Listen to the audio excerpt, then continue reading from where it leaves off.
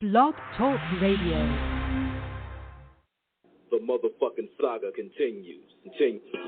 Yo, what's up, world? It's badass thuggin' like I usually do, and you better turn it up, bust some speakers out, cause we off the motherfucking cuff. You dig how we do it? Dog Pound Gangsters 2000 and beyond. Blah. What's up with it, y'all? Man, don't change that down. This your player partner, the legendary Cocaine. And you tuned in live to Off the Cuff Radio. Better not touch that down. Yeah, this is Cassidy, the hustler. And right now, you listening to the Guillotine. Show them the respect they deserve, man. Off the Cut Radio, man. Y'all already know how they doing it, man. I need y'all to stay tuned. They've been doing it for years, so show them the respect they deserve. And you heard it out of bars, mouth. Easy. Keep it moving like this. Yo, this your boy Rampage. You're not rocking with the best. With Off the Cuff Radio. Classic. History. Fix your face to all you haters. We off the cuff, baby. What's up, everybody? This your girl, Bonnie Dollars, the Queen of Trap, representing Crenshaw, and you are now tuned in with Off the Cuff Radio. What's up? What's up, y'all? This is Miss Irresistible, giving a shout-out to the livest show on Friday nights, Off the Cuff Radio, and I'm live from the 704. Make sure y'all tune in for the blazing hot music. What it ain't, what it do. It's Chili Chill from that original Lynch Mob. And Off the Cuff Radio, always where it's at on Friday nights. West, y'all.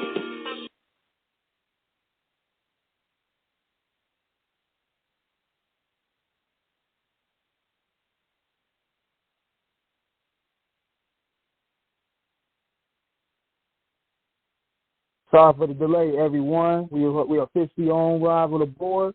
What it do? This is King Eric, the Media Assassin. You're now tuned in to episode 544, live and direct at Off the Cuff Radio. I got my whole team match with the facts in the building. What's good, man?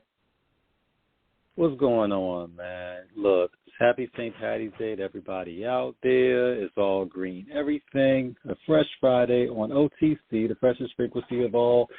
We are live and direct, sponsored by Da Vinci Clothing, King Air Productions, Buddy Boy Entertainment, Dirty Basement Radio, Core Financial, Jesse's Boutique, and an array of thousands and thousands of other legendary luminaries who are with us. We are so happy to have you with us. And shout out to our co-host in spirit, a lot of Sandman, Lady Chinchilla, you know. Tonight's show is very special, y'all. Our guest tonight reached out to us a couple of months ago. Shout out to Trop, John Austin, and of course Nick Garcia, our three amigos down in Florida. And this youngin is from Florida as well. And we chopped it up.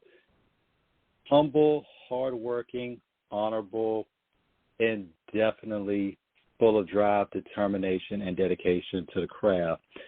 Been working for a lot of years in terms of putting it down as a producer.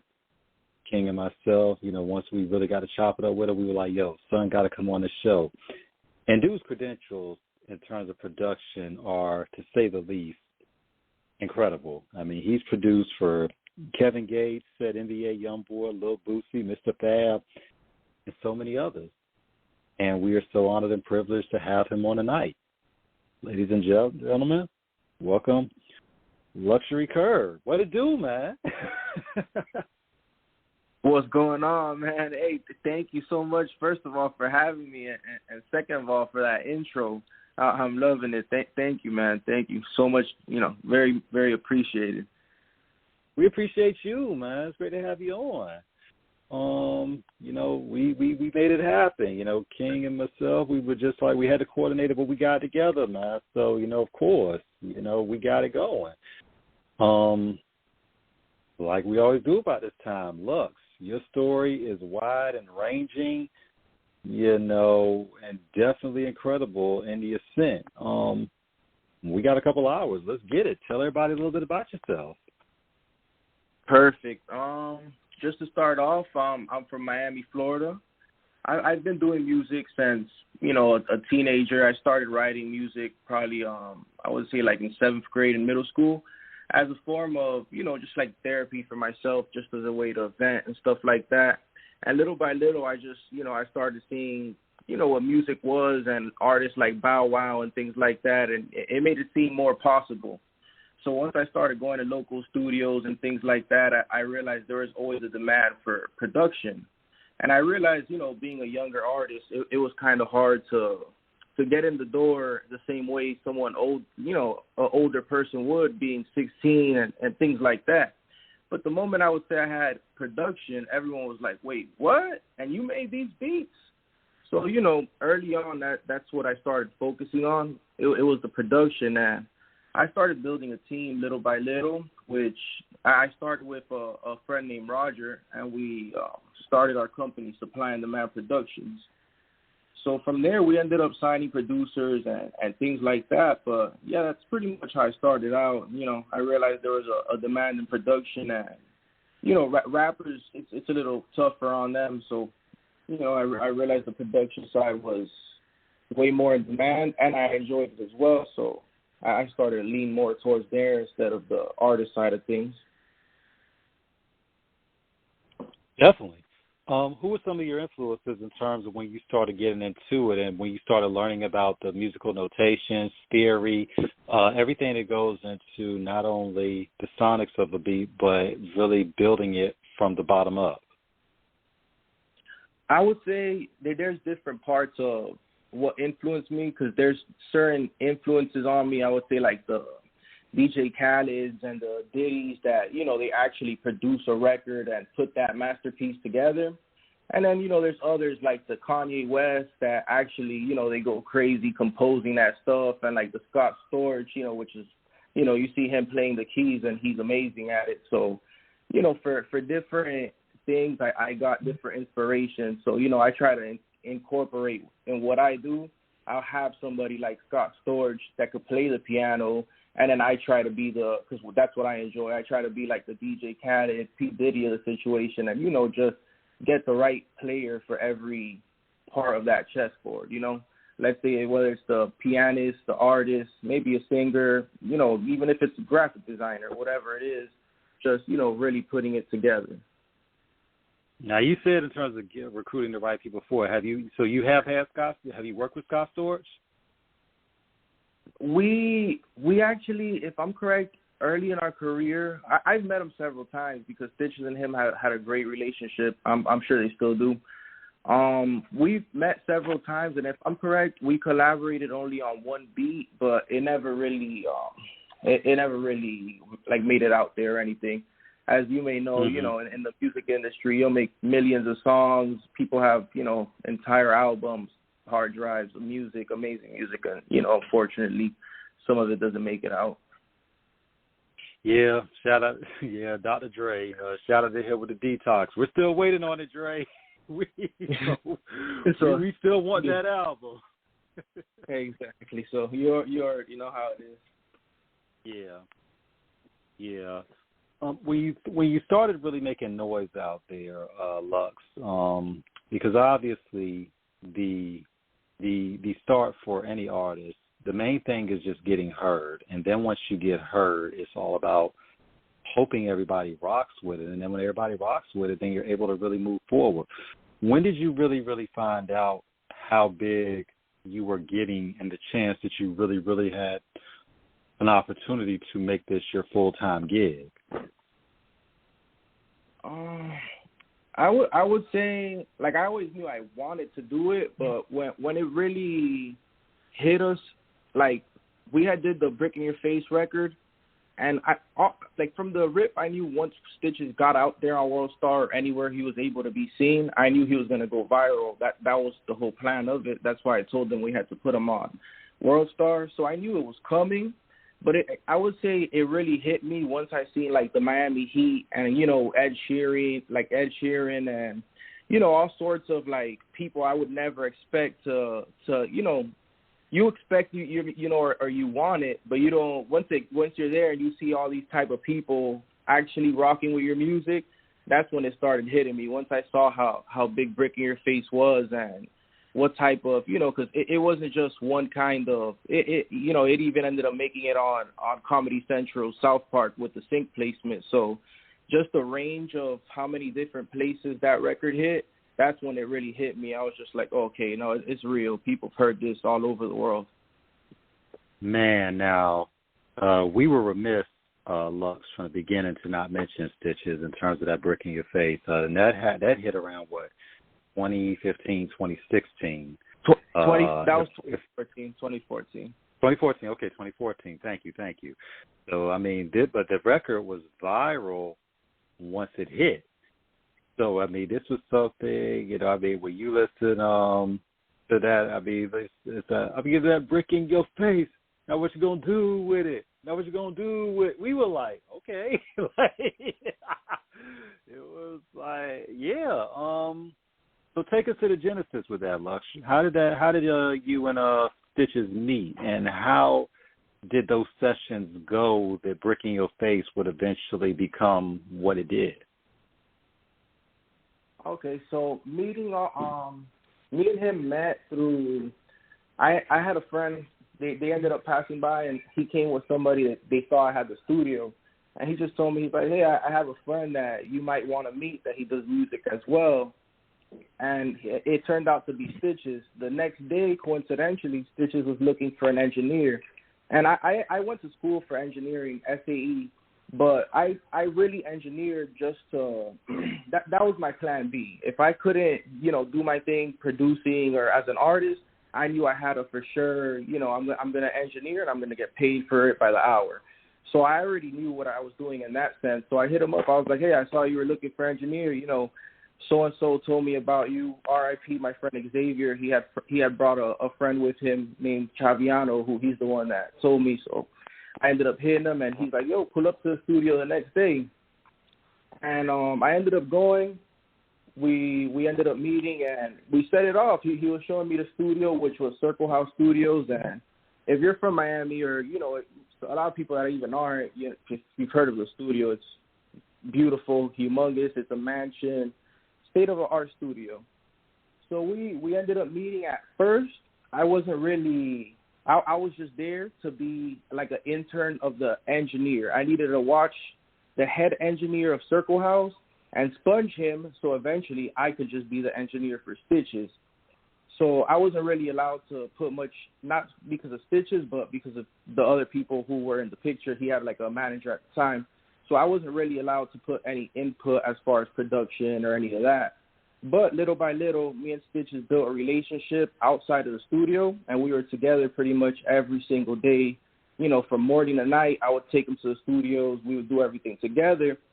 So as that started happening, I saw he had a need for production, like how I was mentioning earlier. It's always the same thing. People need beats, So I had took a little break from making beats because I wanted to focus on actually making the things happen. So I already had started supplying the man with my partner, and I told him and Stitches, I put them together, and I'm like, you know what? because I saw Stitch's image, and I'm like, I want you to be like the Gucci Mane, and I want him to be like your Zaytoven. And what I meant by that is I just wanted, when people heard him, I wanted it to be a specific, like as soon as you heard that beat cut on, or you heard Stitch, you already knew, like both of them went together, like Shawty Red and Young Jeezy, or, like right. those type of stuff that you right, or Cash Money and Manny Fresh. Exactly, so that's pretty much how it started off, and we built a great relationship. We were pretty much, everybody in that circle, we were brothers every day together from morning to night, 12-hour like studio sessions, whether it was Circle House, Mix Masters, any of that. And we created his first project, which it was No Snitching Is My Statement.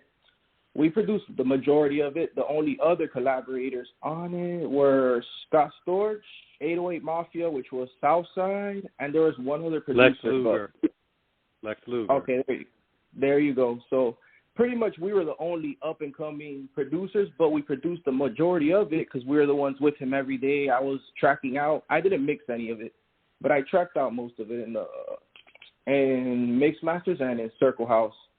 But, yeah, that's how that started piecing out, and I developed the marketing plan for him based on always us, like, we would travel everywhere. We would go, Atlanta. It didn't matter if we went Whole Foods. Honestly, we go, sometimes to dangerous places. Anywhere we went together, everybody always had the same reaction. They would want to point and, like, tell the next person, like, hey, look at that guy. Look at him. Because, at that time, there was no, I would say, like the 6ix9ine or any of these modern, the Lil Xans, any of these modern artists with the crazy face tats. There was not really any of that at the time. We had Gucci with, like, the ice cream and a few people like that. Wayne, he's always done his thing with the face tats, but we didn't really have, like, a lot of face tats. So once I realized everywhere we went, people wanted to show somebody else him without him noticing. I'm like, yo, this is beautiful for marketing. We need to put you somewhere where the whole world could see you and point and do exactly that. Like, go call somebody and be like, hey, look at what I just saw. So I ended up telling him World Star was the place to do that. So once we created all the music, we shot the video for Breaking Your Face, and, from there it was history. He paid literally his last little bit of money he had. He invested it to pay Q to put it, I think it was $2,500 at the time, in one of the big screens. And they ended up putting that thing back up for, like, a whole week, big screen for free from how good it did. Oh, man. Dude, they're like, Lux, you just gave us, like, like, so much history. So we got to backtrack on so much in terms of, like, you start in the studio, in terms of how it is. Because this is something that a lot of artists have to understand from a perspective of how you really get your foot in the door. Because it's all about being able to, like you said, connect with the artist, but you have to take the temperature of the room that you're in terms of who you are around, in reference to, kind of feeling everything out before you really get out there and really, it can suck sometimes because especially when you're good and you're seeing stuff that needs to be done, but you don't really have that pull in there just yet to have an influence. But once you hang out, you kind of see everything, you begin to really kind of ingratiate yourself into it. Because the Stitches story by itself is, incredible in terms of the rise. But let's go back to the studio. What did you learn about the patience, studio etiquette, making those observations, and ultimately, like Barry Sanders on the juke with the Lions, finding that hole and running through it? As far as something important I learned from what you're saying is playing my part. Because early on, and shout out to him because he actually showed me, everybody in the team had to play their part at that time. Sly, who was managing Stitches at that time, he had called me out one day in the studio because there was a producer and other people helping Stitches, like, formulate the song. And even though I felt like I had great input, my job was to sponge the engineer and, play my part. So I was putting in too much input. And I realized later on, at the time, I was younger, and I was like, man, what the hell, boom, and it turns out, look what it became. But I understood everybody has to play their part for everything to move accordingly. Everyone can't be all over the place because, there's something for everyone. But at the same time, not everyone sees the same vision. You could be the best player in the game, but if they haven't seen what you have to bring, you can't necessarily try to jump the gun, Right. Now, in terms of when you all actually, like you said, when you and him were hanging out, what is the process usually? Because when we talk about all the great producer duos, when we look at Aaliyah and Timbaland, like you said, when you look at Shorty Red and Jeezy when they were starting, of course, it was just the era that you're naming, Lux, you're bringing us back to such a magical time where the artists and producers were synonymous with each other in terms of how, Snoop and Dre, of course, it's like peanut butter and jelly, chocolate chip and cookies. It all goes together. how do you find that synergy with an artist in terms of understanding, in terms of their formulation of their bars, rhyme patterns, understanding notation in terms of how they ride the beat, how you construct the beat going to it? What are the little things that go into building that chemistry with an artist that ultimately you and them vibe enough to where when you get in the studio, the magic happens? I feel like vibe and energy is one of the most important things. Because if you step in there and, you know, the vibe or the energy is off, it's never going to work. So you got to make sure, you know, everything's cool. Everyone's in, you know, the right mood. You don't want to bother anyone.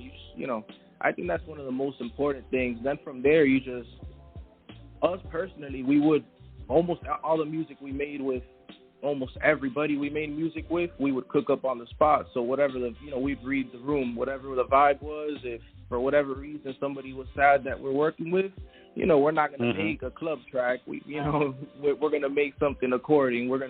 We see, oh yeah, something just happened with the family. All right, let's make this type of record because this is the vibe, you know.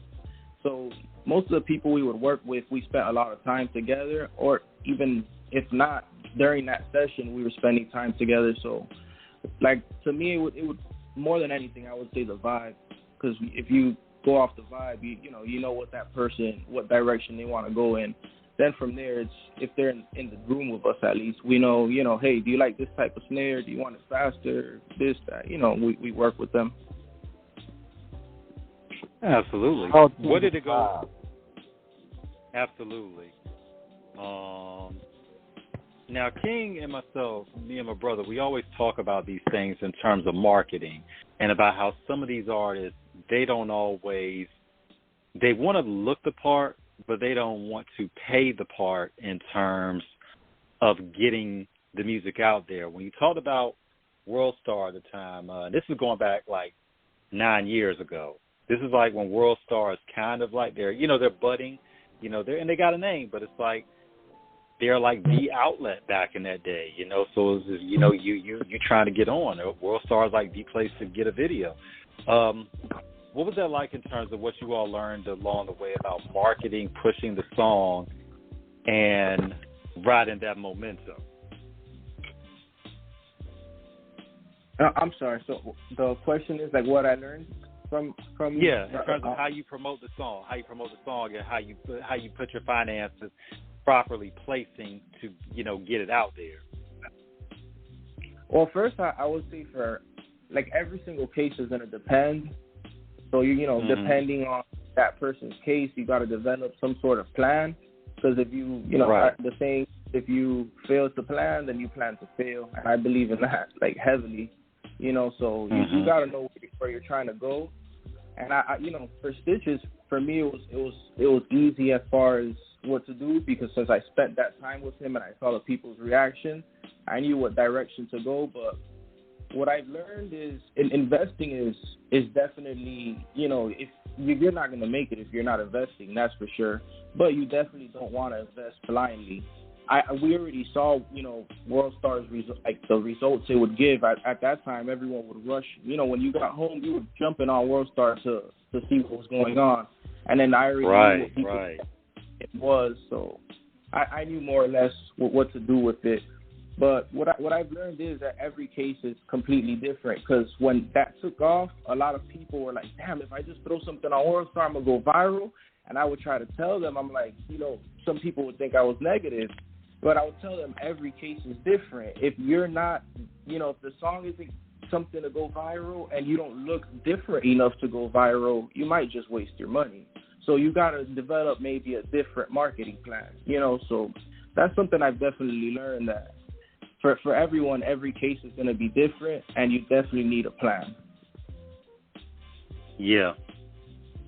When we look at those times, King and Lux, we think about how a lot of these artists came in the game. When Snoop came in with the cool ass, laid back flow. Then the Chronic dropped, so then you add a little smoke to it as well. when Cash Money came in, in the late 90s, once they really, really got that momentum, they were all about the ostentatiousness of the bling. That's what they, a lot of people, say that they ushered in the bling era in terms of like all the shit that we were seeing in jewelry and cars. And of course, shout out to the boss, Rick Ross, representing Miami. Him, Jeter K, Matty Ice, the whole MMG, whole slab. When Ross came in, it was about being the Miami big boss, the kingpin, running the streets, Carroll City Cartel, MMG. I mean, that's what it was. So everything you said, Lux, is absolutely on point about how you become identifiable and, resonate with the listening public.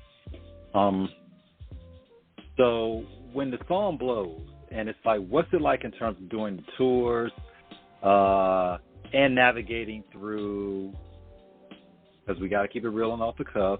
There was some controversy along the way with given some situations. What did you learn about navigating, about all of that as well? As far as the tours and things like that, honestly, I never made it to go to the tours and stuff like that. But we made most of his biggest records, and shortly after, we distanced a little bit when a lot of the controversy was happening. So I can't really speak for him. I can't really speak for him or anyone else on things I wasn't there for. But Understood. From my aspect, I would say, like what I enjoyed is just seeing, the song would play on the radio. I would see people like Birdman, the player from the Heat, just, I don't know if Chris Anderson, yeah. Yeah, brick everywhere is for basketball is a term, or that's just the Miami thing? Well, no, I mean basketball, brick is like, back in the day, when we were, You're familiar with the term as well, right? I don't know if that's. Oh yeah, of course. Okay, so for that reason, like a lot of people from the Miami Heat loved it. The Seattle Seahawks would come out to it. I remember we went to the Bellator. Like I could tell you, like I said, from the the stuff I was there for, I was a part of. Right.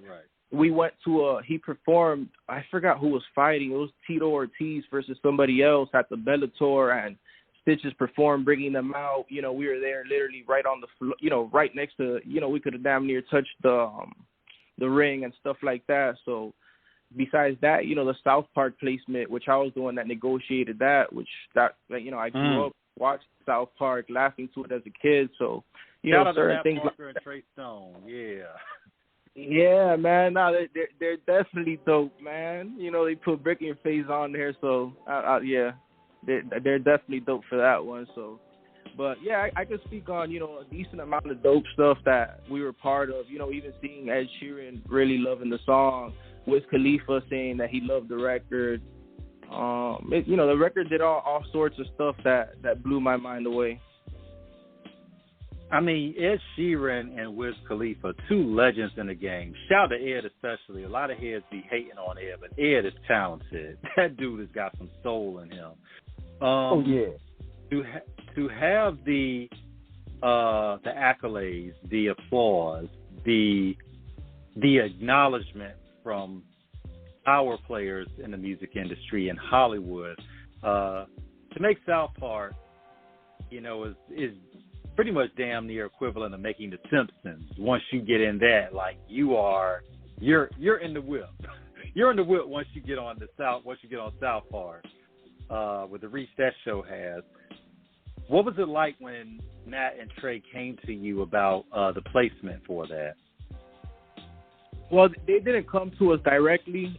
With big companies like that, they have a lot of music supervisors, and there's a lot of people that play a part to that team. But crazy enough, I received the call while we were in LA. And everyone, I had told bitches, I told the team, everyone thought I was getting a prank call when I was telling them, what was going on. And I was like, nah, it's not a prank call. This is real. South Park really wants this record. But obviously to us, it was, it was unrealistic. once they sent the email over with the offer and, you know, we negotiated, and once everyone saw what was really going on, it blew all of our minds. I actually didn't even get to catch the episode live because since we were in LA, if you know the traffic, how it is over there and stuff, I didn't catch it live. But once I was seeing all the clips, because the thing with TV and film, they say, you know, until it actually plays, you don't know if you made it, because sometimes things could be cut literally right at the last minute.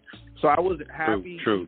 Like, yeah, I wasn't happy till, you know, we were driving in the car, and I got 100, you know, Instagram videos, text messages, you know, from all the people, family, friends, fans, all sorts of people sending it to us. So it was an amazing feeling, because it was something, you know, our families know, you know, everyone was familiar with it, because you could do certain things, but it's, you know, you could tell someone, oh, I'm the shit, but if they don't recognize something you did or that I'm great, you know, they're, you know, to them it's just like, oh yeah, he's cool.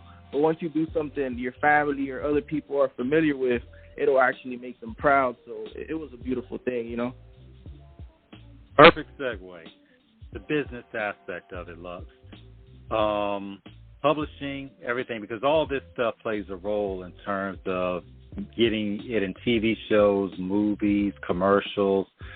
What do artists need to understand about all of this as well?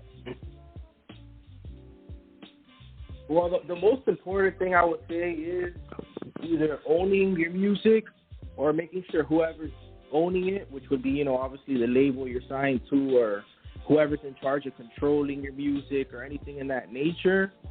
Like, cause if you don't, you know, I would say you want to do it yourself, but if you don't, you have to make sure that people are very trustworthy, because that's where the majority of the money, like, lies. Aside from the distribution money, you know, there's all sorts of royalties. Anyone who makes music should be getting about, I would say, like 6 to 8 different types of income from the music you make. It doesn't matter if you're a composer, producer, an artist. As long as you make music, you know, you have to be writing, of course, because, you know, I forgot some artists, forgot to mention, you know, obviously some artists don't write their own music. But for writers in particular and composers, there's a lot of royalties and different things that you would get. But the thing is, some of these people, obviously, depending on what you sign, because we're not educated enough or don't have the right people negotiating the terms for us, a lot of the times they give these things up, or they just don't even know that it's out there. So I would say it's very important to, first off, you know, educate yourself very well. And then second, you know, either stay in control or make sure whoever's in control is very, very trustworthy, because if not, you're not going to end up very happy. Oof. Look at the game is spicy like that.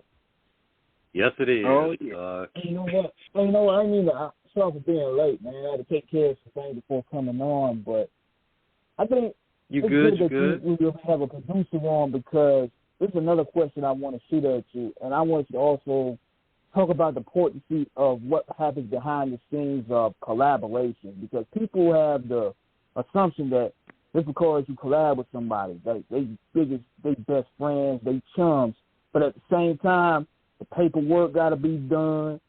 You got to make sure the split is right. It's a lot of business involved, so there's really no friends in this game. How true is that?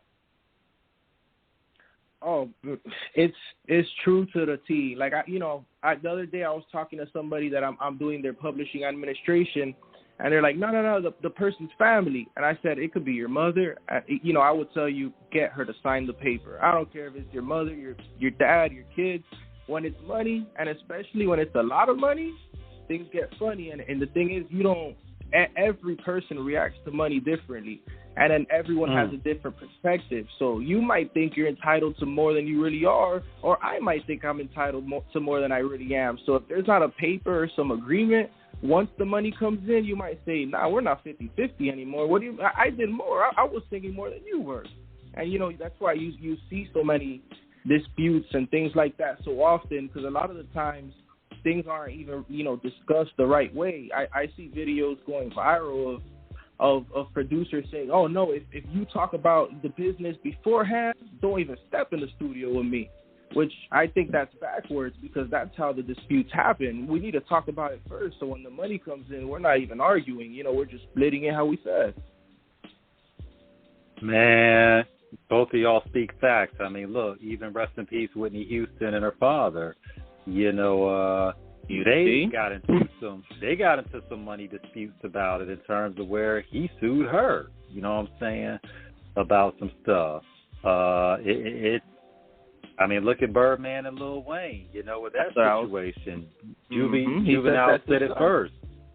Yeah, Juvenile said it first back in 2001 in Double XL. I believe it was the August issue when he was on the cover, and he spoke on it.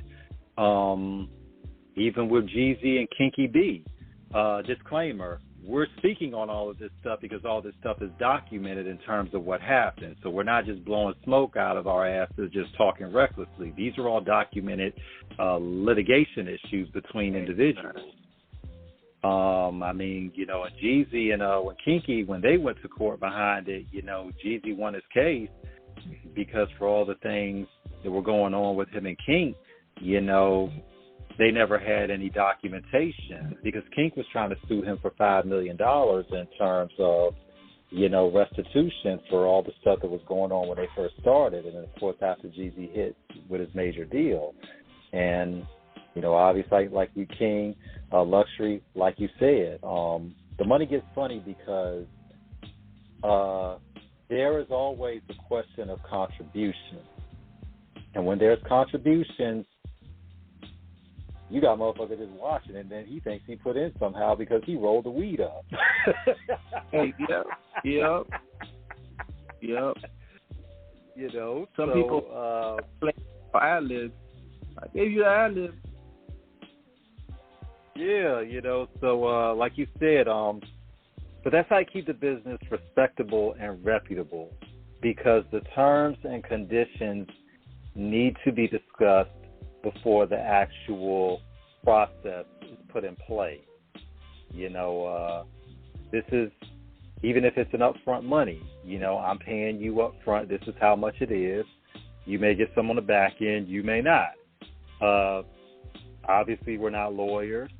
We are not, you know, specialists in this. We have seen record label contracts, and we have said this, King. How many times have we said this on the show about those record contracts?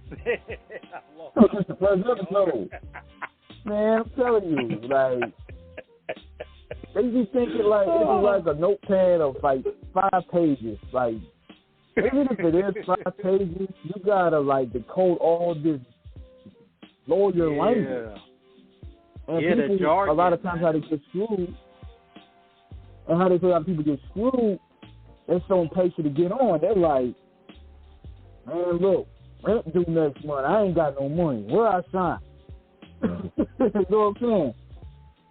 Not knowing when the record takes off, and as soon as they expected some kickbacks, the label taking all the kickbacks. Mm-hmm. Yeah, and that's something artists got to understand. You know, Master P said it best some years ago when he was talking about how a lot of artists be getting caught up in these bad deals.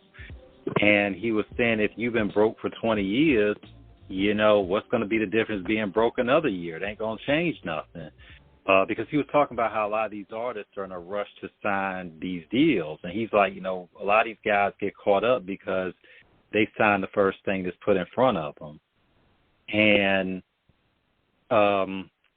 it's not just relegated to music, y'all. We have seen these situations play out outside of music, like with Vince Young, the former football player, University of Texas quarterback, played in the NFL with the Titans, Bills, and Eagles. And he put his uncle in charge of his finances, and it went left. You know, rest in peace, Gary Coleman from Different Strokes. You know, his parents were in charge of his estate, and they blew through all the money. I want to make a quick comment. Sorry to interrupt you. Please, go ahead, please, go ahead, please. This is what I always say. Some people will be like, "Oh no, that's my brother," or even for parents, right. You know, your definition of how you would treat your brother or even your parents or a friend or all of that is different. That's what I always tell people because you know, Birdman calls Wayne his son, and look at their dispute. You know what I mean? And how you're saying, look at how many family members you're saying they're dispute. So, you know, and sometimes it might not even be just because they're family, but it's at the end of the day, it's when that money comes in, you'll remember 6 months ago, you know, a pack of gum I bought you or what, you know what I mean? So it gets real funny, you know? Yeah, it is.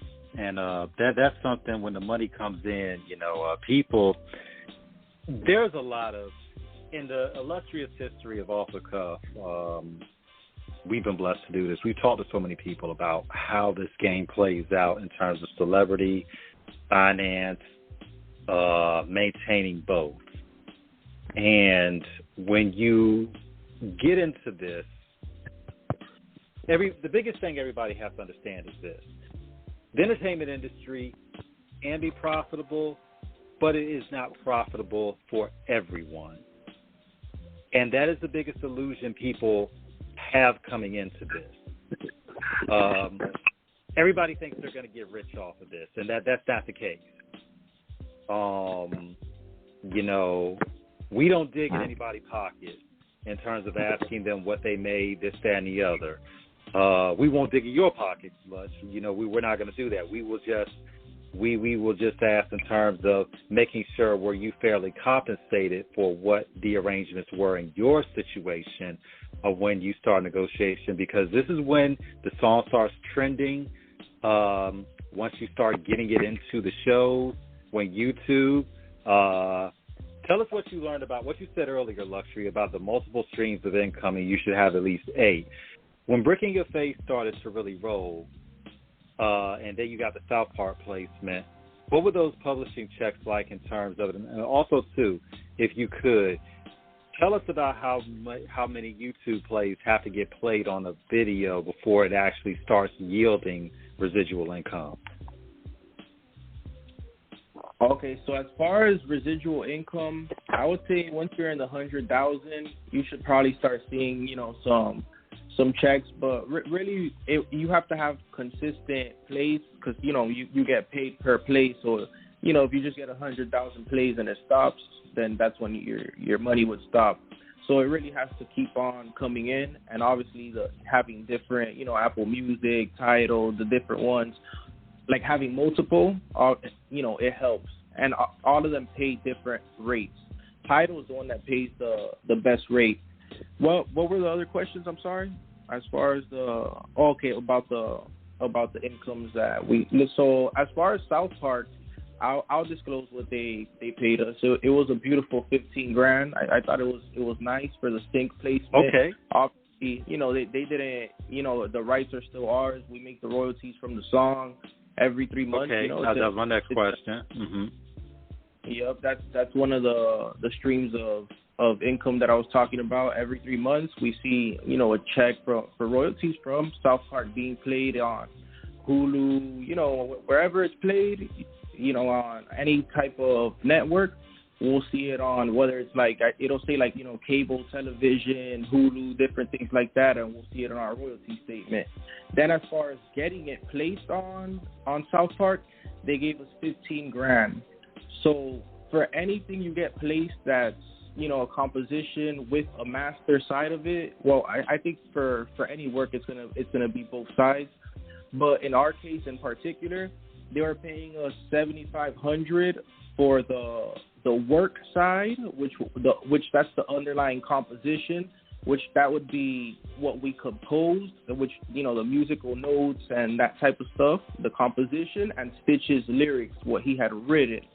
Then the other $7,500 is for the master recording, which that's the actual completed song, you know, the full version, that's an MP3 version, and so on and so forth. Because in some cases, the person that wrote the song, which would be the composition, wouldn't be in the master recording. Because, you know, as a lot of us know, there's so many artists that don't write their own music.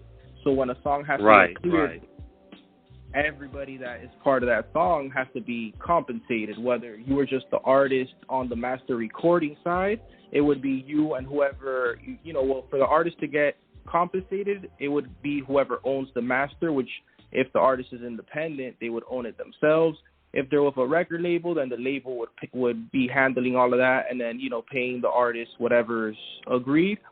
And then on the other side, it would be the composers, which some people confuse the term composers and producers, which composers would be the people, you know, actually making the beats, and then producers actually put the songs together. So the composers would be getting paid, and the songwriters would be getting paid from the composition side. And that would usually be handled through either a publishing company, you know, which a lot of them have, you know, ASCAP, BMI. Well, no, ASCAP and BMI would be they're a PRO, which that's one of the companies that pays out royalties. Okay, got you. Okay, thank you. Yeah, you need a publishing company. Some people have their own, and if you actually know the business, you could handle a lot of the stuff yourself. And then there's two other, you could sign a publishing deal, which that would be signing your catalog to somebody, and you usually give them, let's say, 25 to 50% of all of those songs, and then they would help you play songs, like whether it's getting it onto TV and film or things of that nature. And there's also publishing administration deals, which that's what I mainly do. And it pretty much, when you sign that type of deal, you're not signing over any ownership. I pretty much call it like a management deal of your catalog. So you're not signing over any ownership. You're just letting somebody help you collect any royalties you might be owed, negotiate on your half, pretty much help anything to do with your catalog and make sure everything's in order. All the money that you're supposed to be getting paid is actually coming in from places like BMI and ASCAP that you mentioned. Okay, ladies and gentlemen, boys and girls, this is why on Off the Cuff Radio we are the best show and we get the best guests, because that was a lot of information that Luxury just gave, and I hope y'all were listening in full detail, because this was all facts in terms of what he was saying about how you need to make sure. Okay, we're not going to mention this artist's name, but remember that story that was told to us by somebody who talked about how this artist was making all the money because everybody was signed to his publishing company and they didn't get it? We'll tell you that. Look, Luxury, we'll tell you that story off air. We can't say it on air because we got a phone call about that situation where we kind of that's from one of the lost files of the show. We got a phone call about that one. We'll tell y'all that story one day, just not tonight. But yeah. Yeah. Luxury, it's obvious you've accumulated a sizable, more than considerable, if not immense amount of intelligence in this industry. The way you're talking, obviously, whoever's listening out there, sign this man to an A&R or vice president position of a record label, because Lord knows this man has the intellect and the acumen and the vision to do it. Yes. Yes. What was the process, Luxury? Because we're going to get everything you talked about, too. We're going to get into that in a little bit about how do you feel about a lot of these artists selling their publishing and everything. But before we get into them. Okay, and we're going to find out why you hated it a little bit. How did you manage? What was the process in terms of learning all of this stuff and all? Because you just broke down this shit that people, I mean, they've been in the game 20 years and don't understand all that you broke down in like 10 minutes. Run with it. Run with it like Travis Henry and knock the blocks out. How'd you get all this? Derek Henry. So, little by little, in different places, I started acquiring the information. I would say it all started with having the viral hit Brick in Your Face and not knowing where any of the income was supposed to come from, because I planned everything for like the song except how to get paid. So once everything was actually going down, the song was getting big, aside from like the sync placements and stuff, I was like, damn, where the hell's where's the money supposed to come from? So little by little, I started stumbling on things like BMI and ASCAP, which the person who actually put me on to BMI heavy was Cuzzle Fly from the Bay Area. he actually, when we were out there, we were talking one day at he had a show with a friend from the Bay as well named Lil Rue. They had a show together, and we were just talking about music and money and things like that. And he told me, he's like, wait, what? You're not really making much money off music. Like, what do you mean? And he, like, flipped out on me. He's like, nah, you're crazy. You need to make sure you have everything registered on BMI or ASCAP. And I was like, nah, but, only one song was on the radio. None of the other songs have been on the radio. So, I didn't. I was like, nah, it's nothing. And he's like, listen, every single song, no matter what song I've dropped, it's registered and it's paying me. So from that day on, obviously I went and I registered all my music. So I started seeing, obviously, the checks were pretty nice for, being in the beginner in the music industry. Since we were independent, we didn't have to, which that's why I think it's, like I said, if the deal's not beautiful, you want to own everything yourself, because you're actually going to get, if you do things right, you're going to get a beautiful check for it, or at least what you really deserve. So from there, I kept learning little things here and there.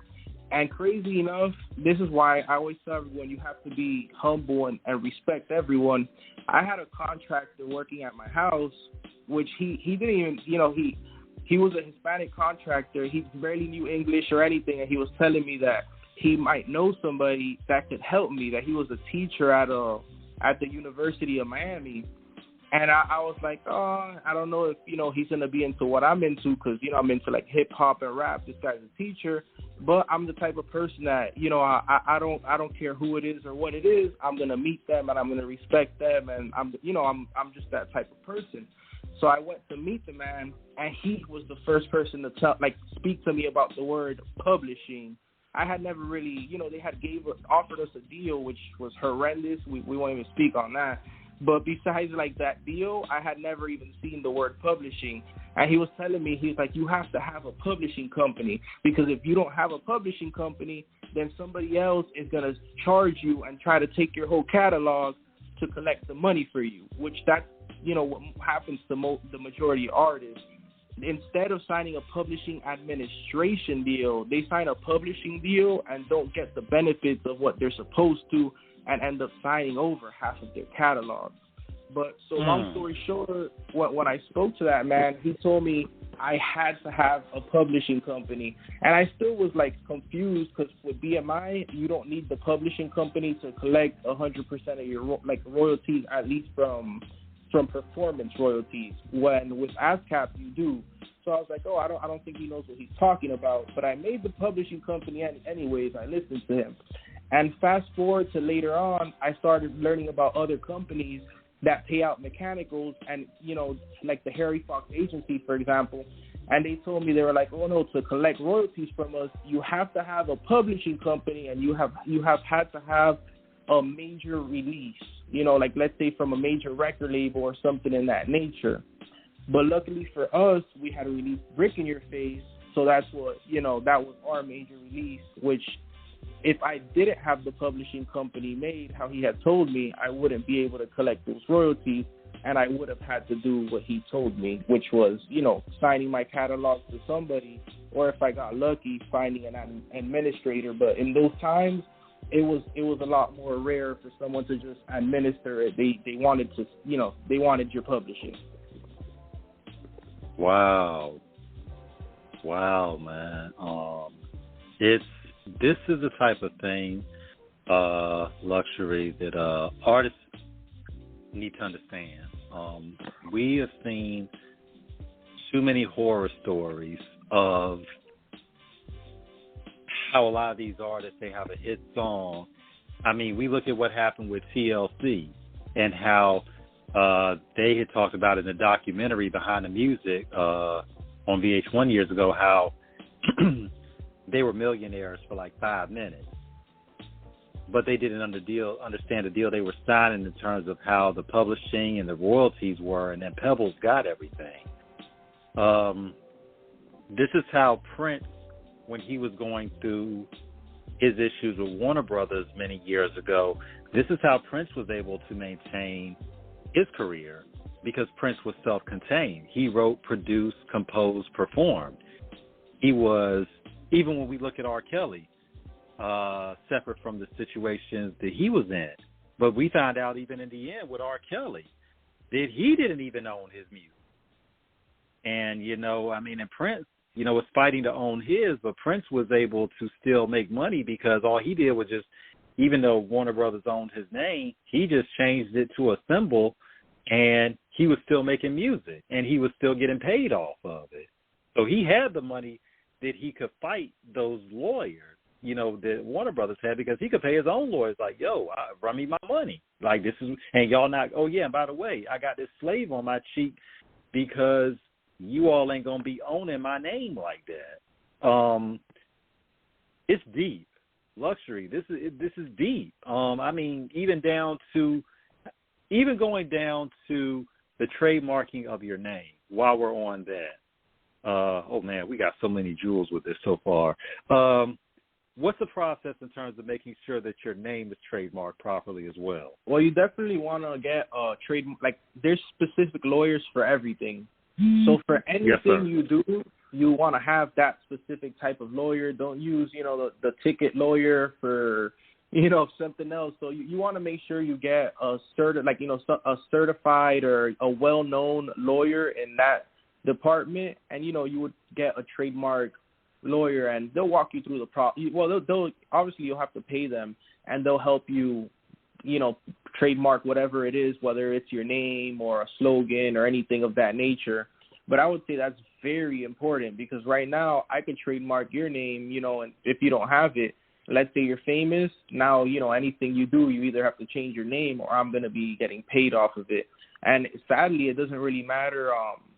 If I beat you to it, then I own it. So that's something really important. But I would say it's best to definitely handle it with a lawyer, because some of that stuff, once I've seen the process, and me personally, I can't do it myself. So I would definitely recommend a professional lawyer in that industry to handle it for anyone. Absolutely. Okay, so now we're going to get into the part that you absolutely hate, but we're going to discuss it anyway. Okay, over the past 4 or 5 years, we've seen a lot of artists, Future, I believe, Neil Young. I'm just going to stop with Future because I don't want to be fucking up nobody's information out there. Anyway, the gist about people selling their publishing. Matter of fact, Dr. Dre, because I believe he sold his as well. And Future sold his.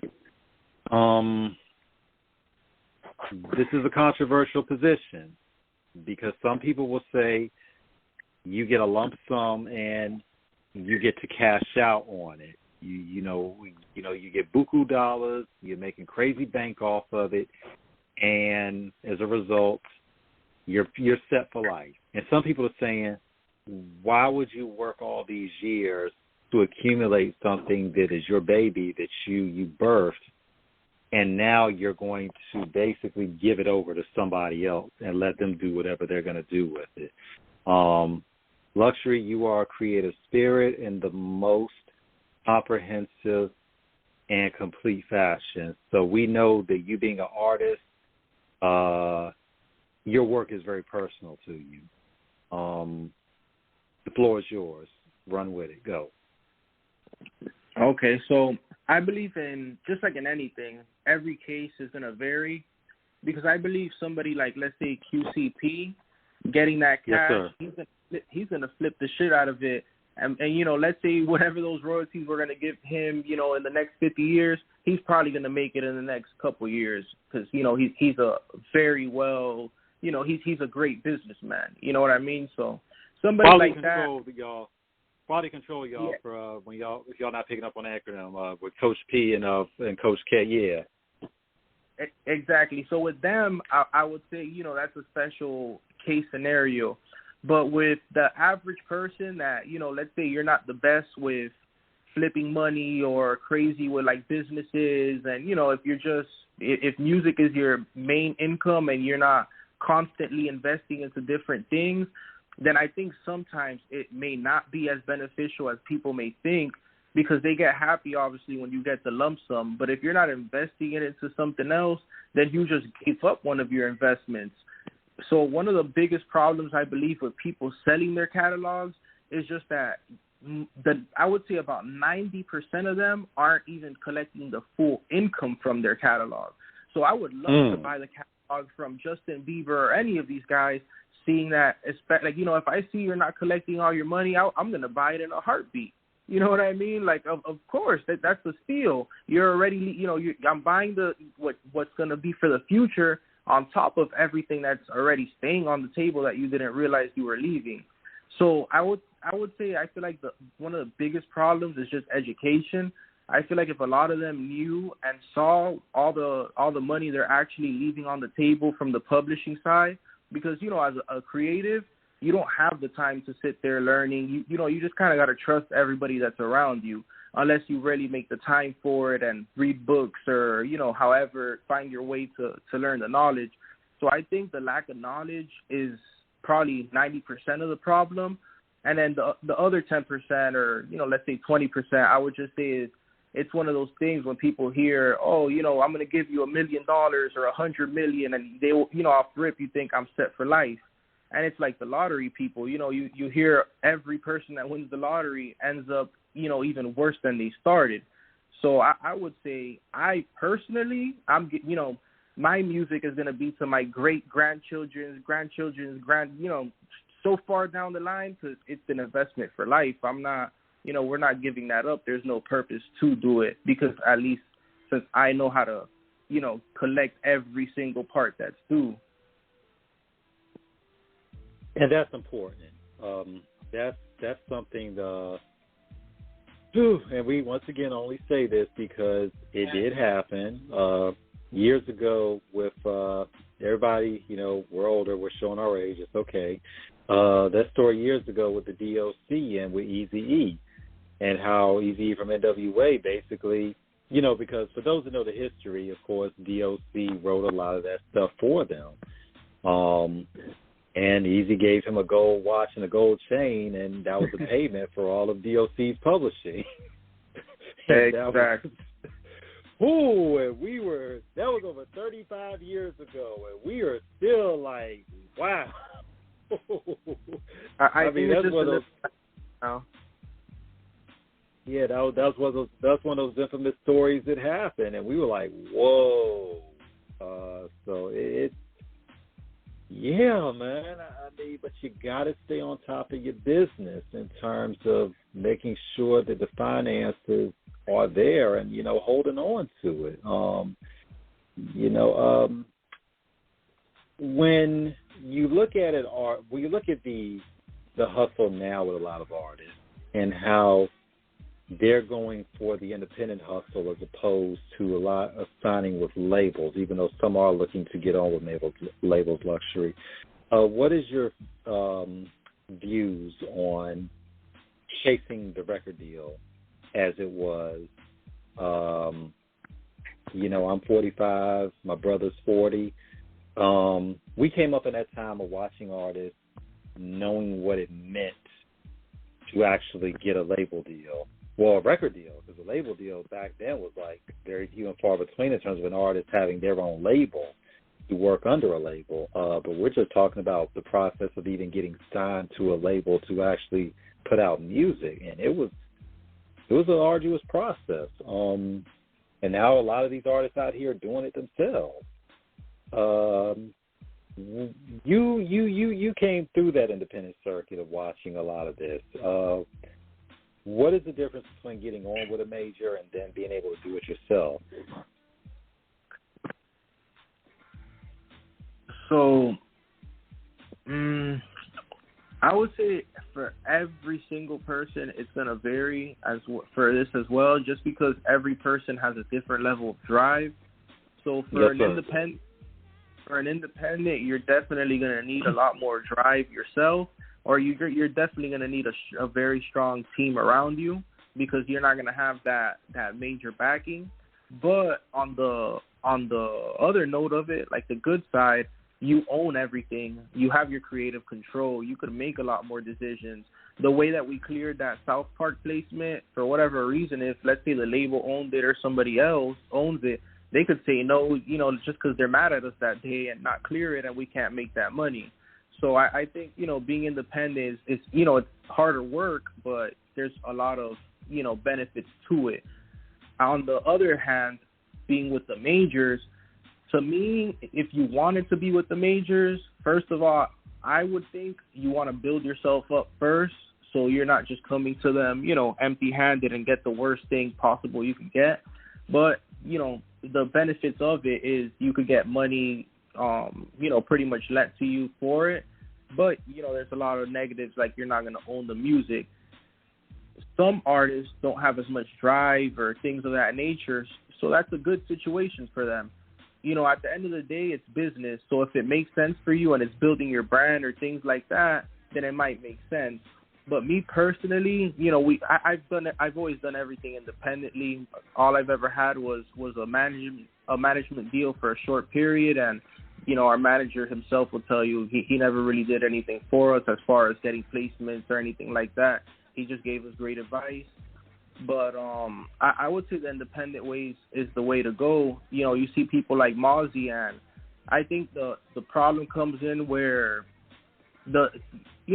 how you said, our whole life, all we've seen is the major thing. So it's like, it's like going to the major leagues playing ball or something. You think it's the best thing of life because that's what we see. But if, someone like Mozzie comes around and shows you like, hey, you don't actually have to do that. And, once he started showing those empire checks and things like that, I feel like that's game changing because people could actually see there's another way to, you could ball like the majors and still have your control and a lot of benefits to it. You just obviously have to work a lot harder to get there.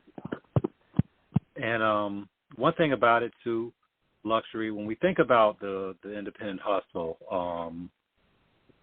this is all the guests we've had on this show over the years who are independent, who are signed to majors, legends. We all have this discussion on and off air about how you have to manage it, because the biggest thing, especially on a major on an independent level, is you got to have an audience, and that is something. When you look at Mozzie, shout out to Sacramento 916, Mozzie Records. To see what Timothy has done over the years has just been unbelievable. Just watching him.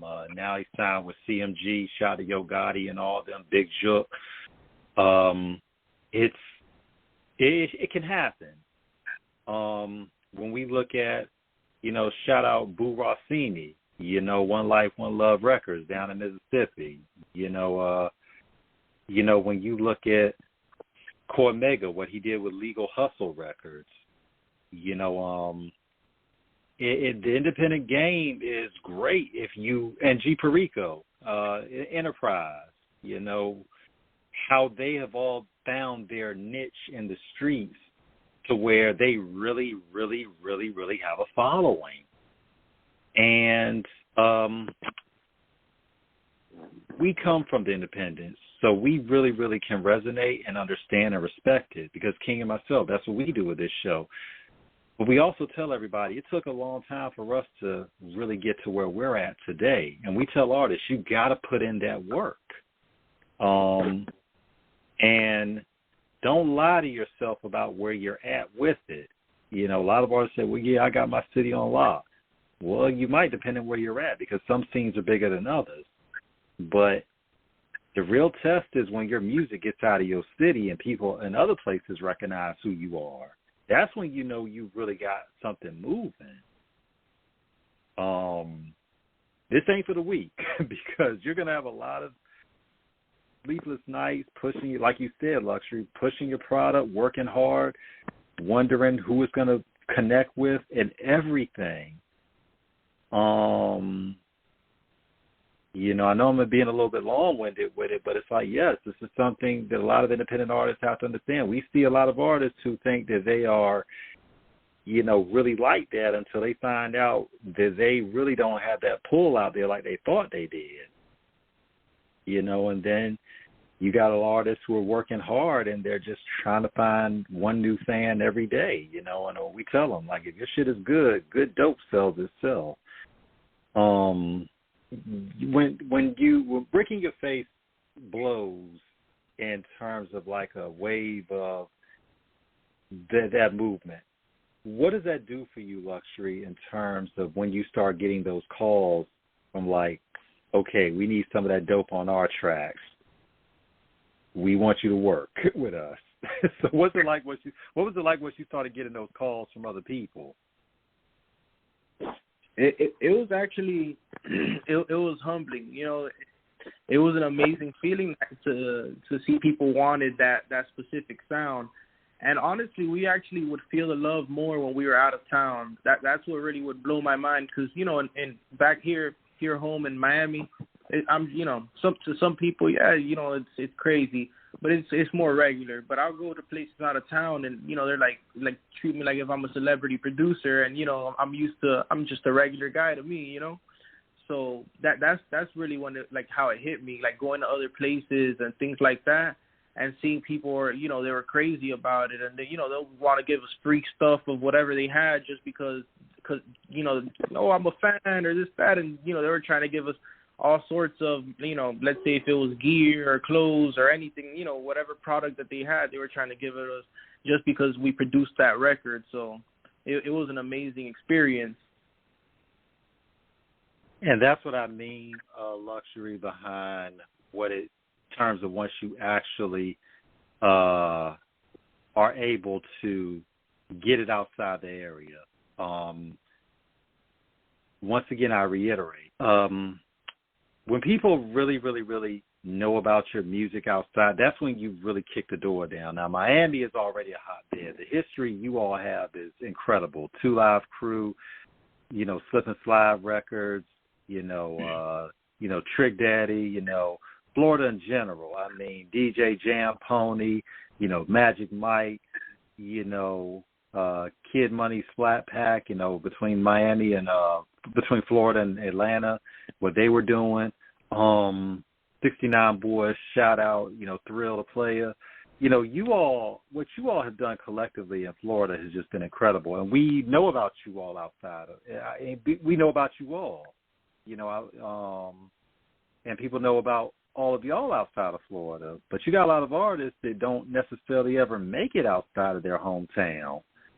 And that's where, you know, it can be a struggle, because it's like you said, you know, y'all going places, y'all getting comp, people are like really rocking with it. And that is, you're right, that's dope, because I've been at those celebrity functions and I've been comped a little bit along just because I was there. So I know how it is when they respond to a big figure. So let's look at some of the people that you ended up working with later on. The situation with Kevin Gates, how did that come about? Kevin Gates came about through Stitches. He was doing some songs with him, and we ended up producing, I think it was 2 records. I don't know if we ended up producing the third one. I think it was just 2. Bitch I'm Cooking, which is Fat Trail, Stitches, and Kevin Gates. And then we produced also Mexico, which is Stitches and Kevin Gates. They were planning to do a collaboration tape, but I don't know what happened that it didn't make it out. But that's where, you know, they ended up having, I think, like 5 songs together. So out of the 5 songs, we produced like 2 or 3 of them. I know those 2 for sure were 2 of the songs we produced from that. NBA Youngboy, how did that happen? That one was actually through the record labels. I contacted the labels, and they had told me that it was Atlantic at the time, and they told me that they needed something for Youngboy. So I had cooked up, coincidentally, with one of my homies from Louisiana, Michael on the beat. We had cooked up a decent amount of beats. So when they told us to send a pack, I was like, all right, you know, I already got something perfect for it. And I sent a couple beats that we had made with him. And crazy enough, how we found out about that one is it just leaked online. And, you know, that's how I found out we actually got the placement. The label never told us or anything like that. We just saw it online one day because somehow, I guess somebody, you know, leaked it or something. Offset from the Migos, how did that happen? That one was like a feature. Somebody paid him for a feature. But besides that, we've actually met him and stuff. He was cool. Okay. And Mr. Fab, because you went to the Bay. Now we're going to get more about the Bay business because ain't no hustle like it is out in the Bay Area. Shout out to all of our folks out there, CMG, Spice One, Richie Rich, the whole crew. How did Mr. Fab placement come? We were heading out to the Bay. At the time, it was just me and one of the newer producers that was signed to the crew. He had actually put me on to a lot of the music in the Bay Area, and I fell in love with it. I started hearing like Jack and all that type of stuff, and we were heading out there. And one of my favorite songs is "Calling My Name" with Jack and Fab. So you know, when naturally anywhere I'm going, I tap in with people. You know, I start hitting people up. I'm like, yo, I'm gonna be in your city. You know, obviously if I fuck with them, you know, I'm gonna tap in. And Fab actually hit me back. He's like, what time's the session? You know, and he pulled up. He really came through, and I fucked with him heavy. He's hell of a hustler. You know what I mean? He at the time the dope era was just picking up. He had the store they moved in. Now I haven't been to the new one, but we had went to the store, and after the studio session, the next day we went to his store and everything. You know, he was hella cool, gave us so much game, like educated me a lot. He started, you know, putting me on. He's written a lot of like ghost-written songs. He's big on the business side of things. You know what I mean? So he was definitely a great person to work with because he taught us a lot. And man, the music-wise, it was crazy because I didn't even see him write anything or any of that. You hear the verse, he killed the song. So he was definitely an amazing person to work with. Man, that whole Bay Area, I mean, shout out to, you know, Black Sea and Ruthless by Law Posse out in San Francisco, the Mechanics, Kenny Tweed and Forax representing Oakland, of course, E40 representing Vallejo. I mean, the 707, the 510, the 831, you know, the 408, you know, of course, in San Jose as well, Drew Deasy. I mean, the Bay is just different in terms of how they move. You know, Richie Rich, you know, Livewire, you know, Jay Stalin with Livewire, you know, Mozzie, of course. You know, I mean, the whole Northern California is just, when you went out there, Lux, what did you find in terms of how they hustle their music out there? Okay, first thing I want to say is you going in on the Bay. I love the Bay Area. That's first I got to say. That's like my second home. But man, the hustle out there. Well, not even. Let me pause that.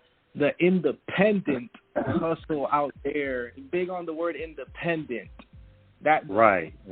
Hustle out there is out of this world. Like personally, and I've traveled to you know all over the U.S. for the most part. And when I went there, it changed the game for me. Like, I just saw how they were, you know, from every aspect of what the label was doing pretty much for artists, you know, obviously not with the crazy budget, but everything that, you know, the major artists were doing, any artist was doing in the Bay Area. You know, they were pressing up their own CDs, taking them to the stores, you know, just the whole nine. You'll see somebody's CD and you'll be like, what the, you know, was this in Best Buy or something? And, you know, compared to back home, you know, we didn't really have that many, you know, there wasn't that many places you could come buy CDs or anything like that. So once I saw everyone pressing up their own CDs and how big the independent grind was, it changed everything for me, everything. You know, sometimes you just got to see something so you could have an example of what to go off. And I would say that the Bay Area is, you know, like I said, their independent grind is something else because, you know, everywhere, you know, people have major artists and things like that. But over there, you have a lot of these artists, they're doing everything themselves, like from actually making this, you know, recording it, pressing it, writing it, getting it to the stores. There's a lot of the stuff that goes on behind the scenes that people don't even know about. And out there, you'll meet people that are, you know, artists that are doing every single side, every part of it themselves. Yeah, and that's something that a lot of artists have to understand. You know, you got to get out there and really, show the people why they need to really rock with you. Even with King and myself doing this show, you know, we work regular jobs like everybody else. We love doing what we do with this, but it's also a situation where we talk to people all the time about, you know, we do a podcast. then we show the people the work that we've done. But we're never afraid to interact with the woman because we are the common people. And we just love people in general in terms of being able to build from a level of no matter the culture, no matter the background, we all have a common respect for each other as human beings.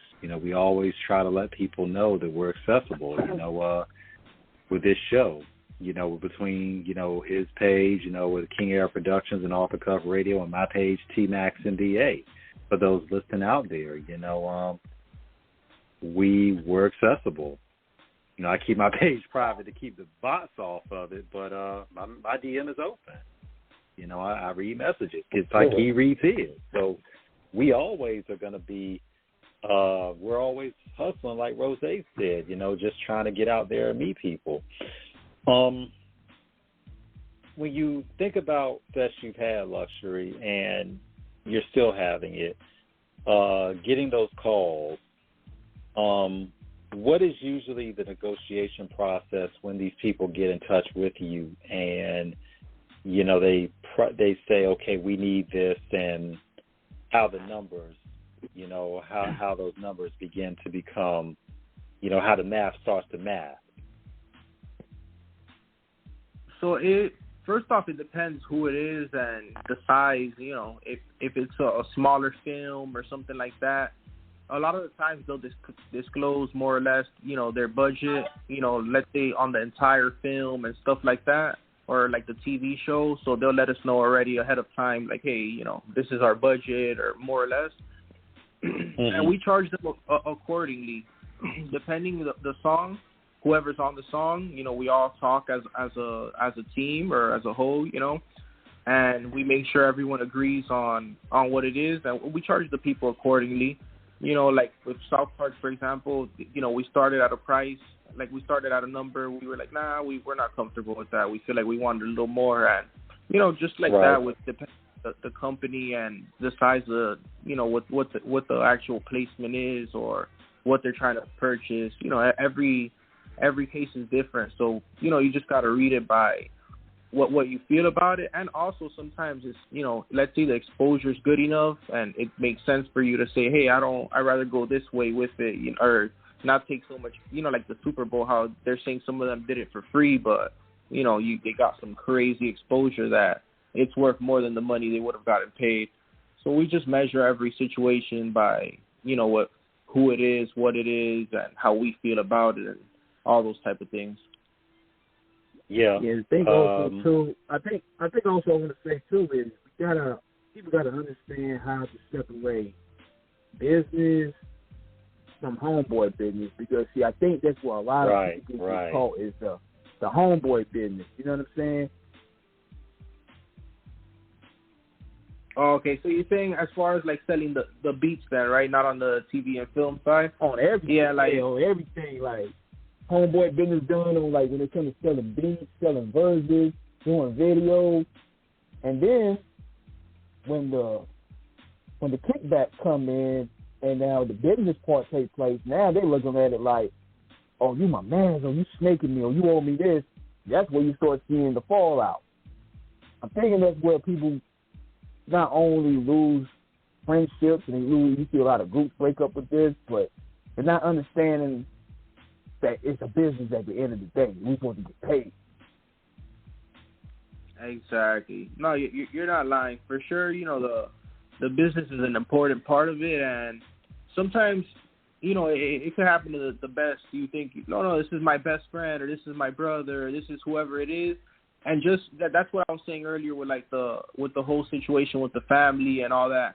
Your definition of best friend or brother or sister or any of those terms, it could be completely definition from mine. So just because I might think you're my brother doesn't mean you're I might be your brother, but your definition doesn't mean the same thing. So and aside from that, it's completely a business. So for a lot of the time, I was just doing to anybody free studio time. And one day somebody actually told me, he was like, I don't care what you tell me, I'm going to pay you for the studio time. And I was like, bro, like I'm not tripping. I was going to be here anyways. And he told me, he's like, listen to me, bro. Even if you were going to do nothing, your time is money. You could have been on the couch just relaxing then instead. And he told me no matter what, everybody should be paying.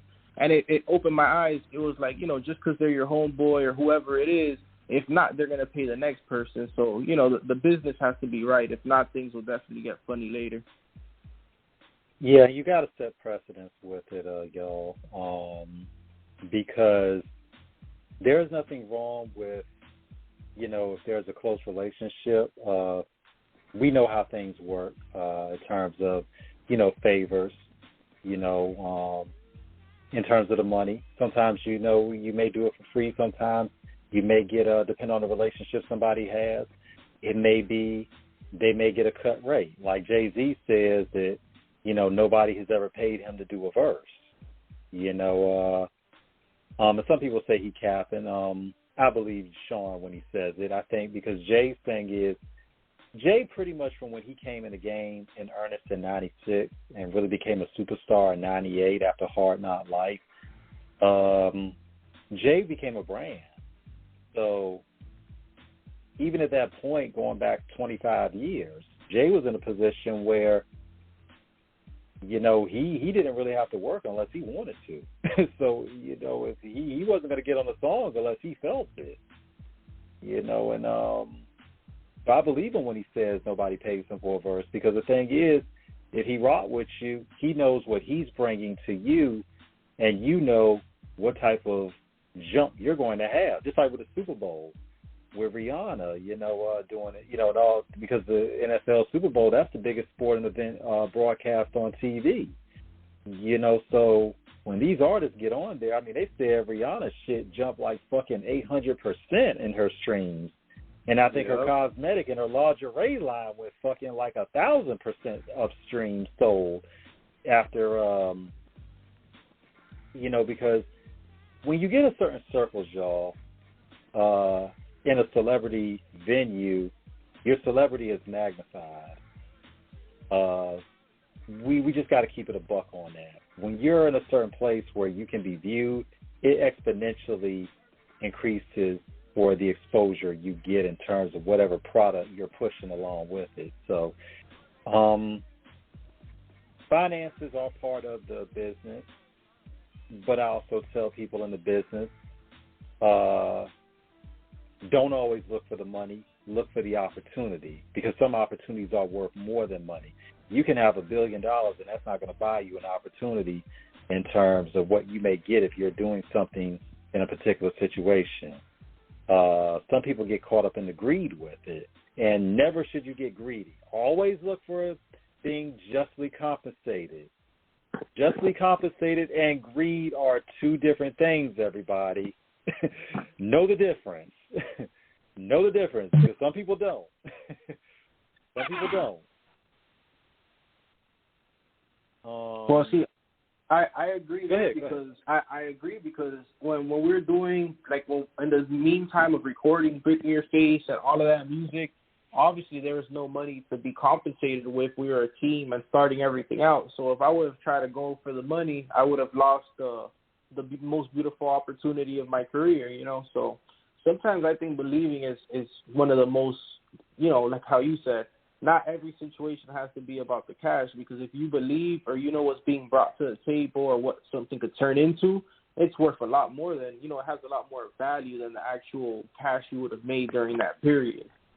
So that's something that a lot of people just, they hear the money or they need the cash at the moment and they just tend to go in that way. But even your time, if you invest it the right way, believing, then it could take you a lot further. Yeah, and that's something where you have to look at it from how you plan it strategically, even in negotiations.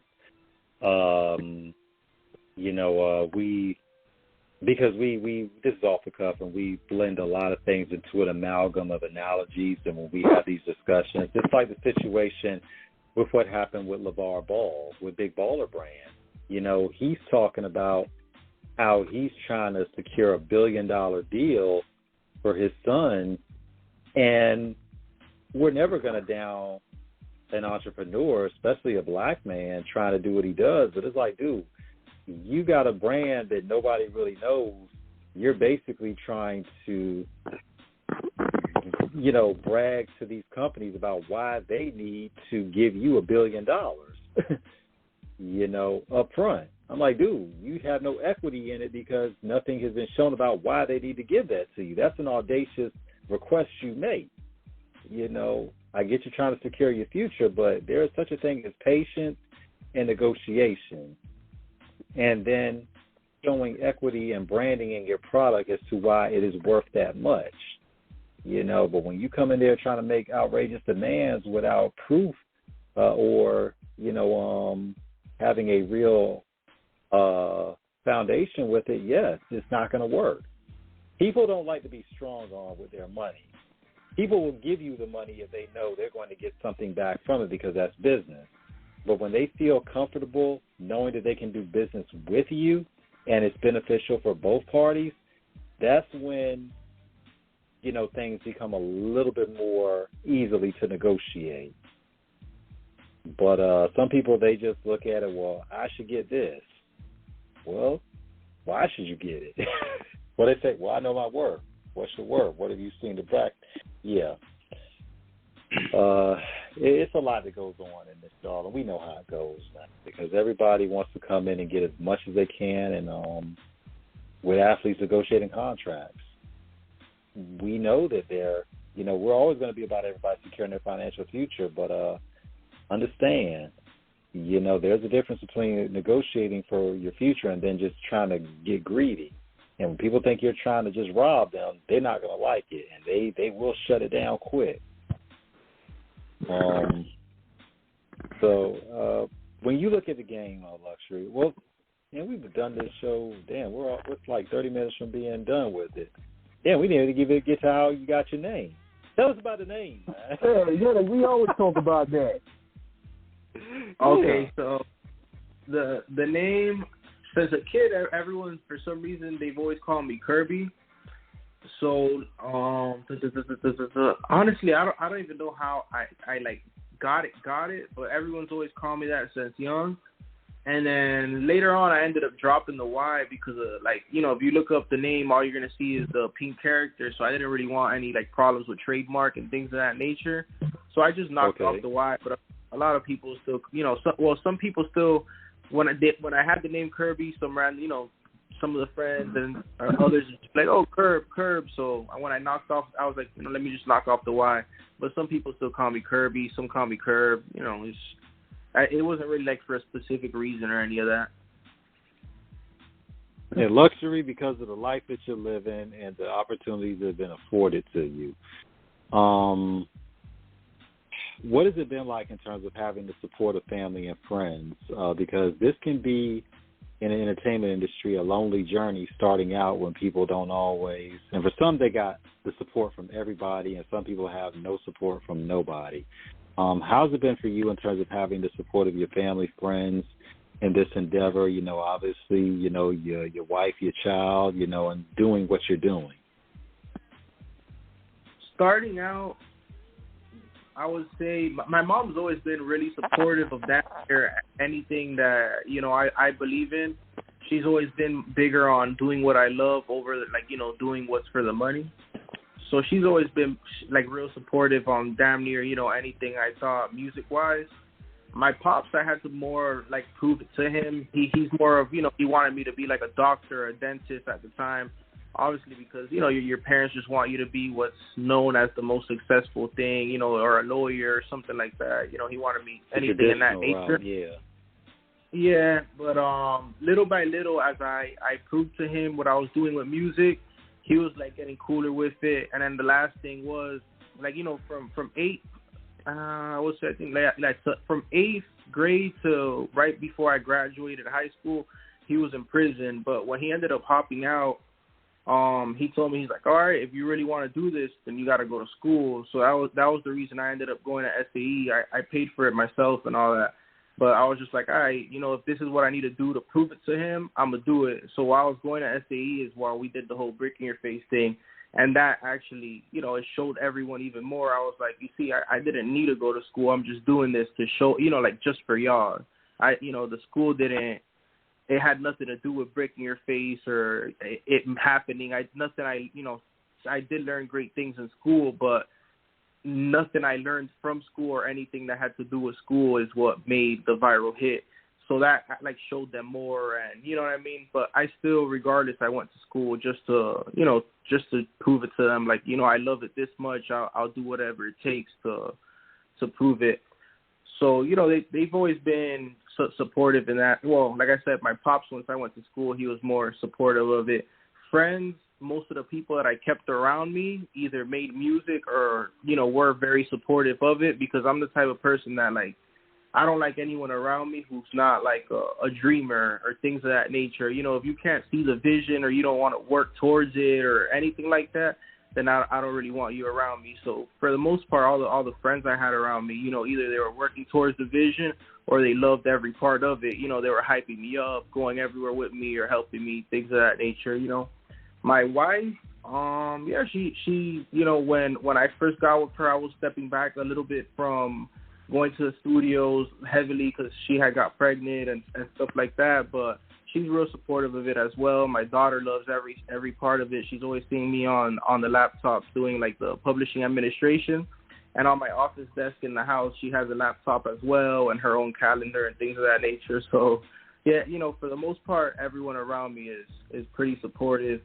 At least my close circle, the outer circle, everyone became more supportive once Breaking Your Face got big, and before that, the typical thing. Everyone's like, I knew you were going to make it, and, which, don't get me wrong, a lot of people have along the journey. I won't lie, though. A lot of people have told me that they did believe in me, but, it's like anything. Not every, only your direct circle is going to be next to you every day supporting it, like for real. But I do have a lot of friends and family that, support like a motherfucker, so I won't lie there. And that's important. We're, when we look at us doing this show, we're just two individuals. I always do this. I cannot thank King, Chinchilla, Sandman enough for bringing me into the fold. King started this because he knew that he could do this better than some people out there. And people don't understand what we go through in terms of doing something like this. There's a lot of work behind the scenes, but we are blessed to be able to do it, talking to people like yourself and people we talk to. And one thing about it, with a podcast, some people do it in one episode, some people do it 10, some people do it 100. We're pushing 600. God is good.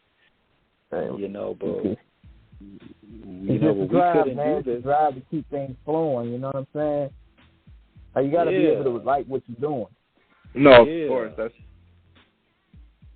definitely one of the important parts. Yeah, and the people that that are meant to be with you on the journey, Luxury, they're going to be there, because those are the ones. We're not dream killers around. We're not dream killers around here. We support around here. We're big on the go get it. But it's also, like they say, faith without, in the Bible, faith without work is dead, and you got to believe it. But also, to have the intelligence to move strategically and because if you have a genuine love and move with integrity and passion, you're going to find your way, even if you don't necessarily have your GPS mapped out in terms of how to do it. Who would you like to work with down the line that you haven't worked with yet? Let me think. Somebody that I like on the creative side, I would say for sure. Well, one of the top ones on the creative side is Mozzie. He's probably my favorite current artist. But Free Mozzie. Yeah, Free Mozzie. But yeah, he's definitely number one on the list. I would want to work with Trick Daddy as well, which I don't feel like that's too far out of reach, since he's here from Miami. There's a decent amount of people. I'm trying to think off the top. I can't. Like there's some legends that still have tracks that like if I could make production on them, like let's say like Dobie, I would love to have a song with Dobie, even though he's not here with us, but he was one of my favorite artists as well. Yeah, man, that was a loss. Who are the people I would love to work with? Of course, who would I want to have a track with Drake? Well, I would say before even Drake, Wayne. Wayne for sure is somebody I would love to get in the studio with. Wayne is definitely one. You know, besides Mozzie, I would say I would put Wayne up there as number 2. Wayne and Mozzie would be the top 2 people I would want to get in the studio with. Yeah, man. I mean that's when you know, understanding, you know, your era, you know, where you came up in music, and you know, people that really resonate with you. Obviously, we look at Wayne and that run he had in the mid-2000s, which was just insane, you know, and then Mozzie coming in around 2015, you know, I first got hit to Mozzie in 2016 when I first heard Hit and Run. Shout out to the Mechanics again with them producing that with Slim 400, rest in peace, Mozzie, you know, and Jay Stalin, you know, and I was a fan of Mozzie ever since after that, you know, blah, blah, blah, you know, Beautiful Struggle. I mean, of course, you know, he's that dude. He is that dude. Definitely low key on the wave of it. When you look at independent hustle, I think with him and Nipsey, those were the 2 main guys that embodied that go get it independently. You know, but definitely I could see a Mozzie slapper that you and him can put together and, you know, claim it, luxury claim it. You know, when he gets out. Oh yeah, no, you know, it's on the way. It's on the way. I know people from his camp and stuff like that, so it's not like even with Wayne. You know, I know Gutter's the homie. I know Jay Jones, Yaj, a bunch of people from Wayne's camp. It's not like it's not even like a dream. You know, it's right there. You know what I mean? It's just people. You know, okay. I want to do it, but it's right there. You know, I'm claiming it for sure. It's done. Well, we're not done with the show yet, but you know when it happens, you know, y'all already. Hey, I'm gonna shoot this to him too. Yeah. I was gonna shoot this to you too, and this. Me and T-Man, we actually talked about this the other day. Now, you know, you work with NBA Youngboy, and you see that this guy's career is taking off a life of its own. Like, you see this guy breaking records, streaming records, and I'm gonna be honest with you guys, I thought it was a hoax. I thought it was a fluke until I really, you know, got outside and, you know, started being around these youngsters, and they really like this. He's got some bars. What do you think is the appeal that this guy has? Because, you know, you got people saying that he's the era Tupac. Like, what do you guys think is so appealable with this guy? Honestly, it's hard for me to say exactly why the masses really like. I love the music, you know what I mean. But yeah, they say when you think of the majority of the fans, they don't, at least from what I've heard, they typically don't look like us. So I'm not sure why, you know, the other majority of the people love the music so much, but. Hey, you know, it's at the end of the day, I think no matter how you look or any of that, if the music's great, you're gonna feel it. You know, I'm sure there's other genres of music that you'll hear it, and if it rocks, no matter if it's, you know, rock or some old, you know, whatever it is, you know, even blues or something. If it's got a tight melody and the person's singing that thing right, you know, it's gonna hit. So maybe it's just that since Youngboy, he's young and he resonates with the people on a different level. I can't say exactly why, but, you know, you hear it, and he's definitely going, and I hear the younger generation, you know, anytime I see younger people, they definitely do rock with him. So it's like you said, it's not fake, that's for sure. Yeah, I think with Youngboy, man, he just has this, it's indescribable, this energy that he has when he gets on the mic. He just, and he's been moving for some years now in terms of doing it. You know, that joint, one thing, I really had to give it up to him when I heard him on that E40 Straight Out the Dirt. Youngboy bodied that shit. I was like, oh my God. Like, I didn't know that he really, really could spit like that. Like, he really can go. He's not a gimmick. This dude really, really can. When you see a talent like that who legitimately has lyrics, we know about some of the troubles with the law that he's had, and the main concern is that you don't want to see that getting derailed because of reckless behavior. Because the boy's he's got a following, and he's made some money doing it. You know, in terms of the audience that he's found, that energy he has really, really connects with his people, and that's what you strive to do as an artist in terms of getting out there. When you think about the artists today, Luxury, because we're seeing a lot of situations with some of these younger artists getting out there, not necessarily understanding the assignment of staying out of trouble, and they're finding themselves in a lot of it. What is your advice to this generation of up-and-comers about keeping your mind on the business and staying out of trouble with the law? The first rule is the streets and the business is two different, completely different streets. If you want to, walk the street, go walk on the street. But if you want to walk the business, walk on the sidewalk. You know what I mean? At the end of the day, just for so many reasons, it's like, if God gives you that blessing, why are you going to stay into trouble? Just for starters. Second of all, you're going to lose a lot of money, and, you're going to cost everybody around you all sorts of, whether it's money, people are going to be, sad about whatever comes with it that happens to the artist. But on top of it, if you're not independent, you're going to be looked at as the biggest liability.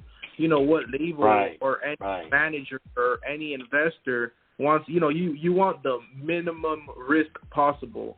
So, not for nothing, looking at all the artists like Gucci Mane signed, do you think he's going to want to continue in that path, signing artists like that?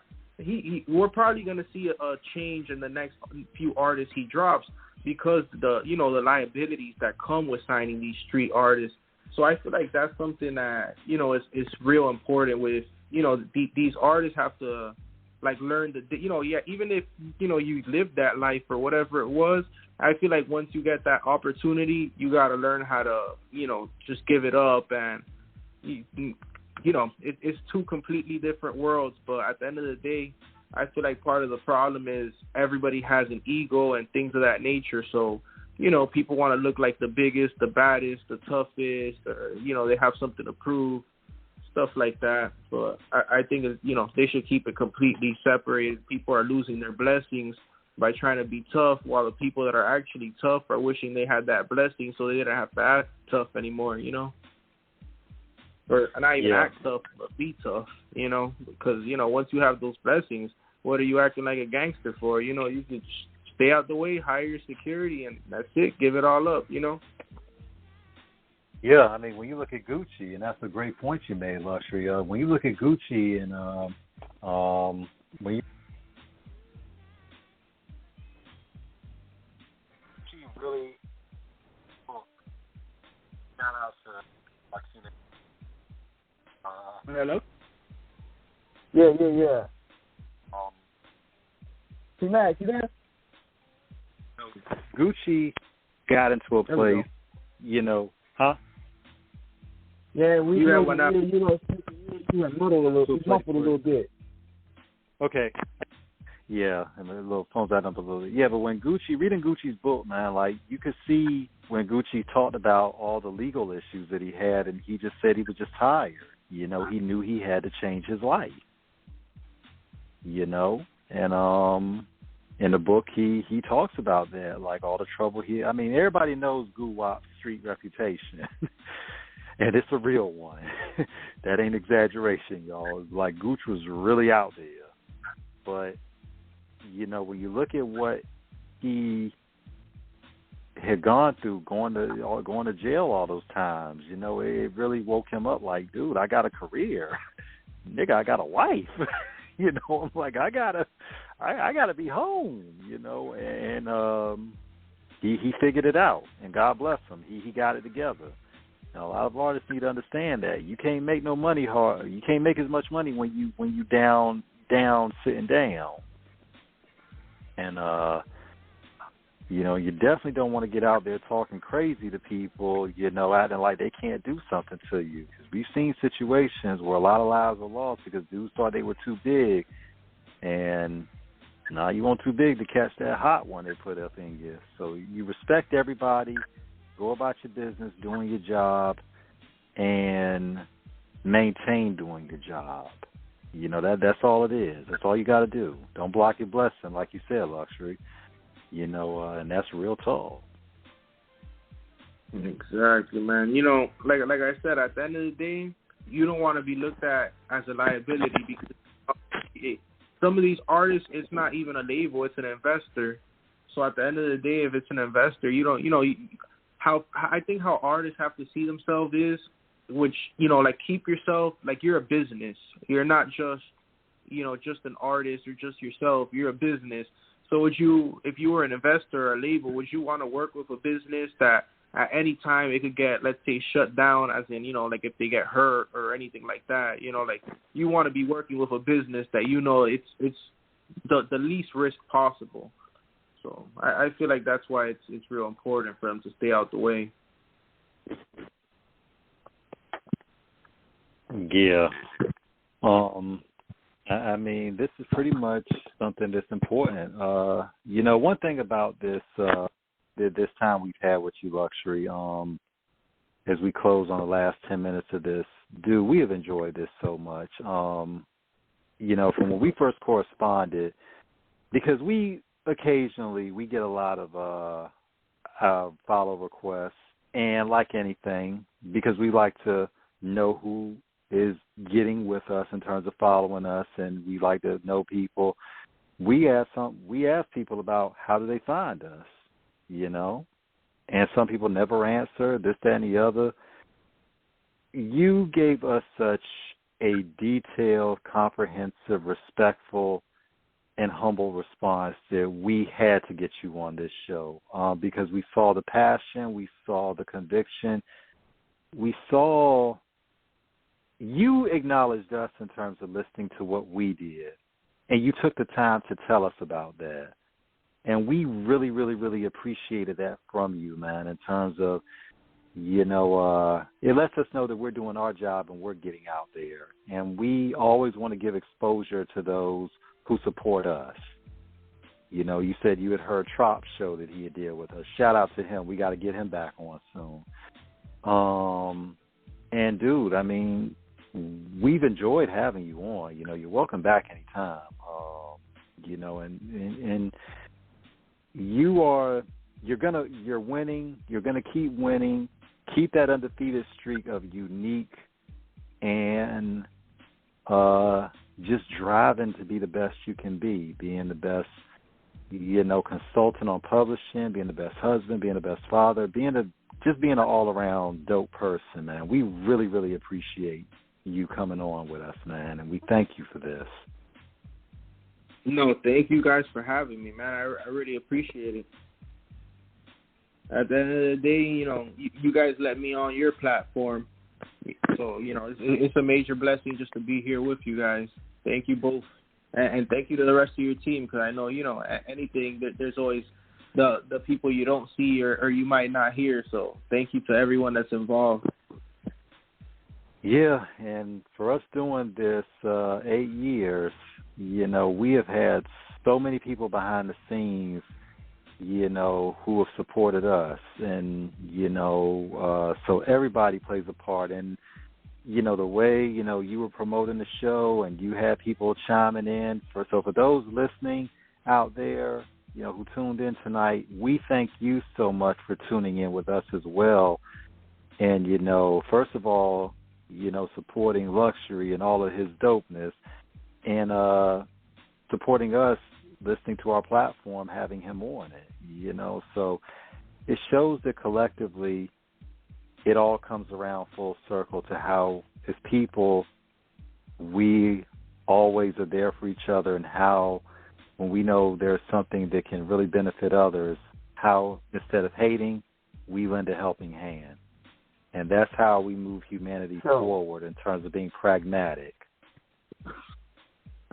Exactly, man. I believe, me personally, in collaboration. At the end of the day, if me and you work together, now we're expanding. You know, we're putting whatever we're putting out, it's going to both of our audiences, which obviously is going to cause growth. So I think collaboration, and especially now with the internet, it's one of the most beautiful things. So anytime, you know, if there's any way I could support you guys, you know, you supported me, so I'm here for anything, for anything you ask for, you know. Well, we appreciate it. One thing about it, y'all, in terms of the internet, you know, we look at it, it's been great for us, and we're going to keep doing this as long as we can. One thing about it, I think, when you see a lot of these people out here, before we get out of here, look, what do people have to understand about the internet and the image that they're promoting in terms of finding new people and then just making sure that it's a positive message people can resonate with as opposed to a negative one? So we see niggas out here acting a fucking fool online and just don't understand, like, dude, you're in a public space. You may want to think about what you're doing out there. Well, first off, you know, a lot of people, I feel like they forget most of anything on the internet is permanent.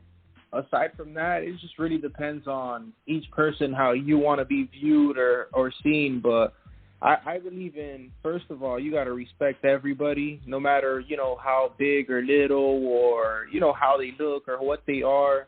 Respecting everybody is really important, and then how you conduct yourself.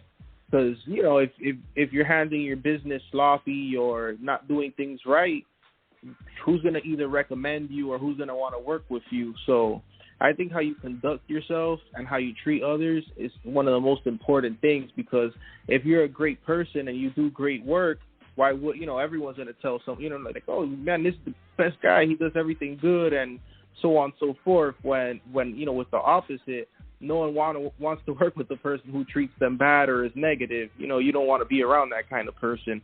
So you definitely, I feel like how you conduct yourself and treat people is one of the most important things. Definitely. That's it, man. And you know, we got about 3 more minutes to spare. You care to let people know where they can find you? On Instagram at Luxury Living Kirb.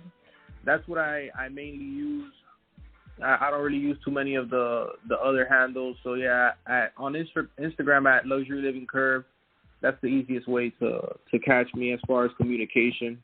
Or email info@luxurylivingmedia.com is another way if, you know, you want to communicate with me. Definitely. Lux, you know, you got both of our contacts. We're going to be in touch with you outside of this as well. Once again, to you and yours, we love y'all so much. Thank you for everything. And as we get out of here, we want to send nothing but peace and blessings to everybody out there. Stay positive, stay prosperous, stay loving, stay learning, and stay, and most importantly, educationally earning in your existence.